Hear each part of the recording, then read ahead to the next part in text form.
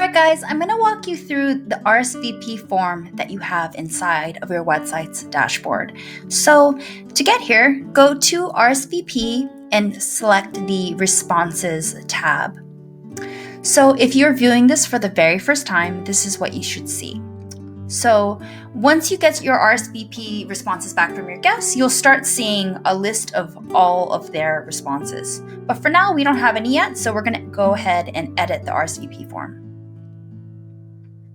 So now what we're looking at is the RSVP form builder, which is essentially the form that your guests are going to see when they come to your website to fill out that RSVP. So if they say that they will be attending, you can ask them a series of questions if you'd like, rather than just the traditional, are you attending our wedding? Yes, or regretfully declined. You can get a little bit more creative and ask things like, for example, the default question that we have here is, just for fun, what's the best piece of marriage advice you've heard?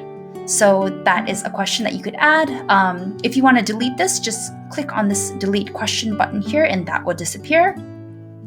And this is really handy if you have things that are unique to your wedding. So for example, if you are thinking of hiring a shuttle for your wedding and you want to figure out how many guests want to take that shuttle, so you can figure out how big of a shuttle bus you need to hire, you can ask something like, would you like to take the shuttle?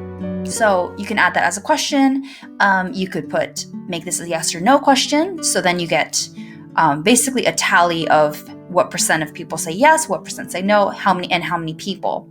You could also do something like asking which meal would they like. So if you're having plated meals, maybe you'll have the option of chicken, steak, and vegetarian, for example. So if that were the case, you could select this drop down and have your guests select from those options.